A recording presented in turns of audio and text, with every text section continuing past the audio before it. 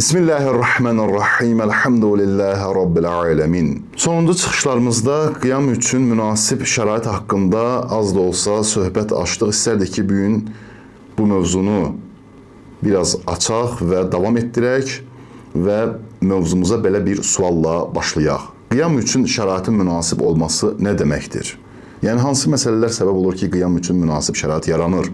Bir toplum, bir cəmiyyət əgər qiyam edirsə, əlbəttə ki, o toplum və o cəmiyyət üçün təhlükə var. Zalım, zülm aparatının başında dayanan zalim hakimiyyət öz müxaliflərinə icazə vermir ki, onun qəsb etdiyi hakimiyyəti əlindən alsınlar və ədaləti bərqərar etsinlər. Əlbəttə ki, o müəyyən vaxtda, müəyyən zamandakı özünə münasibdir, öz fikrində zərbə vuracaq. Və burada təhlükə var, can təhlükəsi, mal təhlükəsi və digər təhlükələr.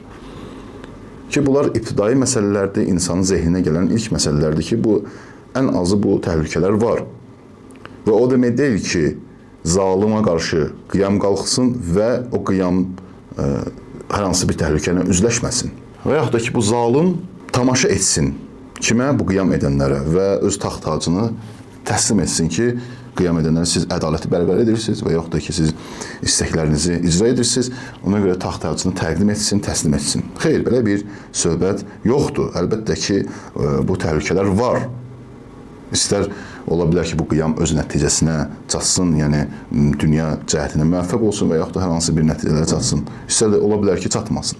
Yaxşı, biz münasib şərait dediyini nə nəzərdə tutulur? Bunun üçün də qeyd etmək lazımdır ki, İmam Hüseyn əleyhissalam bu münasib şəraitdə qiyam etdi və ona görə də bu qiyamı min illərdir yaşayır.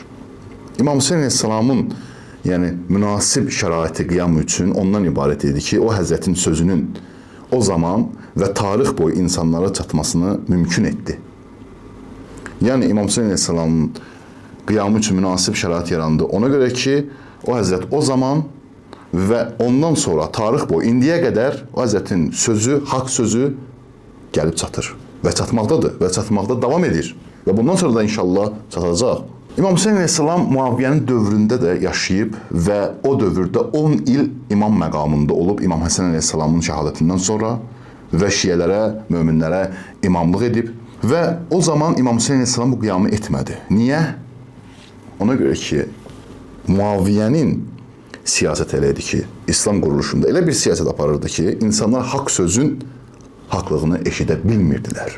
İmam Hüseyn əleyhissalam bunun üçün Muaviyyənin dövründə qiyam etmədi və yaxud da İmam Həsən əleyhissalam ona görə qiyam etmədi və digər imamları da ki, biz sadalaya bilərik və deyə bilərik. Məlun Yezidin dövründə bu münasib şərait yarandı.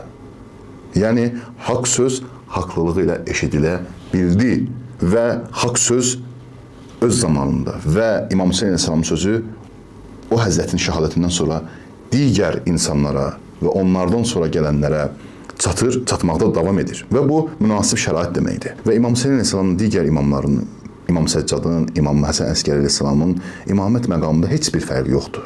Və mübarizə aparmaq baxımından isə İmam Hüseyn əleyhissalamın məqamı digər imamlardan İmam Hüseyn əleyhissalamın məqamı üstündür.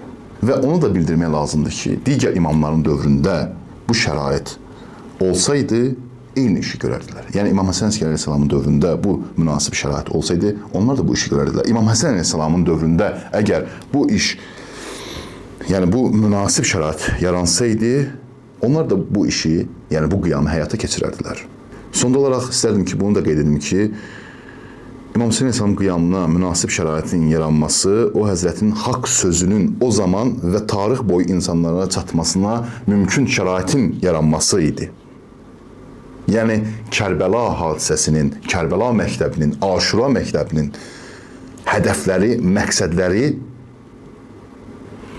İmam Hüseyn əleyhissalamın qiyamının, inqilabının hədəfləri insanlara çatması üçün mümkün şərait yarandı. Və bugün biz görürük ki, bəzən və bəziləri bu hədəfləri və bu məqsədləri insanlara çatdırmırlar. Yəni, necə çatdırmırlar? İmam Hüseyn əleyhissalamın məktəbi haqqında və yaxud da ki, onun qiyamı haqqında, Aşura məktəbi haqqında söhbət açırlar, danışırlar.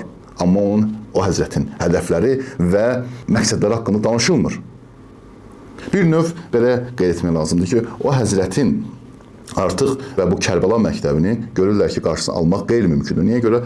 Tarixin süzgəcindən keçib, tarixin o çətin anlarından keçib və gəlib çatıb öz həqiqətləri ilə. Sadəcə olaraq o həqiqətləri digər həqiqətlərlə əvəzləmək istəyirlər ki, əsas hədəf insanlara çatmasın. Məsələn, İmam Hüseyn əleyhissalamın Kərbəla məktəbində olan digər məsələlər, misal üçün irfani məsələlər, eşq, məhəbbət məsələlərini daha çox qabardılır. Halbuki bu Kərbəla məktəbində olub və biz bunu müşahidə edirik. Bu eşq, məhəbbət, irfan elə İmam Hüseyn əleyhissalamın məqsədləri üçün xidmət edib. Və birinci olaraq o Həzrətin hədəfləri və məqsədləri bəyan edilməlidir cəmiyyətə və İslam quruluşuna ki, İmam Hüseyn əleyhissalam buna görə və bu səbəblərə görə qiyam edib və bu məktəbi həyata keçirib. Və düşmən və İmam Hüseyn əleyhissalamın məktəbinə və Aşurasına qarşı mübarizə aparanlar özləri yaxşı bilirlər ki, bu məktəbə qarşı və bu Aşura qiyamına qarşı o qədər zülmlər, o qədər repressiyalar Sovet dövründə elə misal çəkmək olaraq həyata keçirilib ki, heç bir nəticəyə çatmayıb. Əksinə olaraq Aşura məktəbi və Kərbəla məktəbi güclənib, daha da genişlənib. Və görürük ki, Səddam Hüseyn Bəs rejimi dövründə Ərbəyin yürüşünü qarşısına aldılar, amma artıq o dövrdə məsələn 10 min, 20 min insan əgər ziyarətə gedirsə o repressiv dövrdə, indi 20 milyon insan ziyarətə gedir. Yəni bu məktəb günü-gündən genişlənməkdə davam edir. Sadəcə olaraq nə edirlər? Görürlər ki, bu məktəbin qarşısını almaq mümkün deyil. Belə bir plan icra edirlər ki, məktəbin digər məsələləri, hədəflər, məqsədlər, o Həzrətin hədəfləri, məqsədləri bir kənarda qalsın, bir qıraqda qalsın, amma o məktəbin içindən doğan o gözəllikləri qabartsınlar və onlar da yaxşıdır. Amma o gözəlliklər, o eşq, məhəbbət, irfan elə bu məqsədlərə, bu hədəflərə xidmət edib. İmam Hüseyn əleyhissalamın məktəbi elə bu o Həzrətin hədəflərinə, məqsədlərinə xidmət edib. İlahi dinin, ilahi ədalətin bərqərar olmasına xidmət edib. Əgər o eşqi, məhəbbəti bu hədəflərdən, bu məqsədlərdən biz ayırsaq və bunu başqa cürə insanlara çatdırsaq, bu yarımçıqdır. Bu da İmam Hüseyn əleyhissalamın Kərbəla Aşura məktəbinə xidmət etməyən təbliğat sistemi sayılır. Esselamu aleykum və rəhmətullahi və bərəkatuhu.